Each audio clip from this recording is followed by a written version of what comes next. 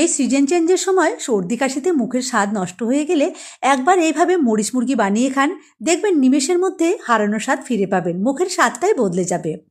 একদম জিভে জল আসার মতো চিকেন রেসিপি। তো চলুন আজকের রেসিপির জন্য আমি প্রথমেই মশলা রেডি করে নেব। একটি মিক্সিং জারের মধ্যে দিয়ে দিলাম একটুখানি আদা কুচি, 7-8টা রসুনের কোয়া আর ঝালের জন্য 5-6টা কাঁচা লঙ্কা। ওর মধ্যেই হাফ কাপ মতো টক দই দিয়ে মিক্সিটা ঘুরিয়ে সব কিছু একসঙ্গে পেস্ট করে নেব। জল ছাড়াই পেস্ট করতে হবে। দইয়ের মধ্যে যেটুকু জল আছে সেটা দিয়েই খুব সুন্দরভাবে পেস্ট হয়ে যাবে, তাই এক্সট্রা করে আর জল দিতে হবে না। মশলা রেডি করে আমি সাইডে রেখে দিলাম।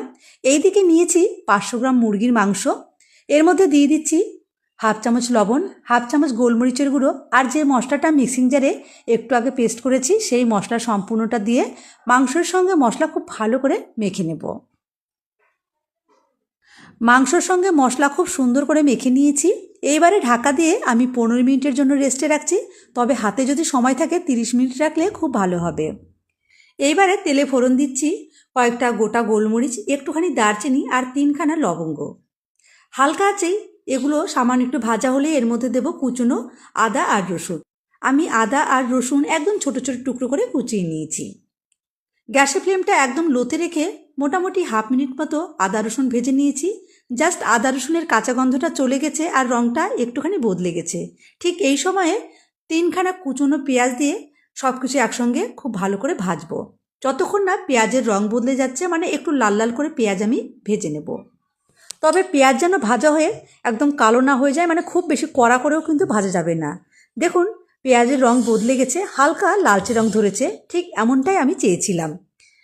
এই ভাজা পেঁয়াজের যে ফ্লেভারটা আসবে এতেই না রেসিপির টেস্ট অনেক বেড়ে যাবে। এবারে এর মধ্যে দিয়ে দিলাম 1 চামচ কাশ্মীরি লাল লঙ্কার গুঁড়ো আর 1 চামচ দিয়েছি ধনে গুঁড়ো। কাশ্মীরি লাল লঙ্কার গুঁড়ো দেওয়ার জন্য ঝাল তেমন হবে না, তবে রঙটা দারুণ আসবে। এখন কিন্তু কোনোভাবেই গ্যাসের ফ্লেমটা হাই রাখা যাবে না, তাহলে গুঁড়ো মশলা পুড়ে যাবে। আমি একদম হালকা আছে 7 থেকে 8 সেকেন্ড নাড়াচাড়া করে মশলা ভেজে নিয়ে ম্যারিনেট করা মাংস এর মধ্যে দিয়ে দিলাম। এবারে নাড়াচাড়া করে মশলার সাথে চিকেন ভালো করে কষিয়ে নেব।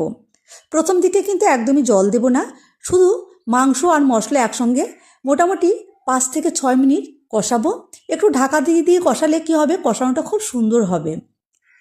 অবশ্যই গ্যাসের ফ্লেমটা মিডিয়ামে রাখবেন, হাই রাখবেন না। একদম কম আঁচও রাখা যাবে না, আবার একদম হাইও রাখা যাবে না। মিডিয়াম আঁচে মাঝে মাঝে নাড়াচাড়া করে কষিয়ে নিতে হবে। ঢাকা দিয়ে দিলাম। ঢাকা দেওয়ার পর গ্যাসের ফ্লেমটা লো টু মিডিয়ামের মাঝখানে রেখেছি। তবে ঢাকা দিয়ে বেশিক্ষণ রাখা যাবে না, 2-3 মিনিট পর পরই একটু করে নাড়াচাড়া করে দিতে হবে যেন নিচে লেগে না যায়। দেখুন চিকেন থেকে অনেকটা জল বেরিয়েছে, এই জলে খুব সুন্দর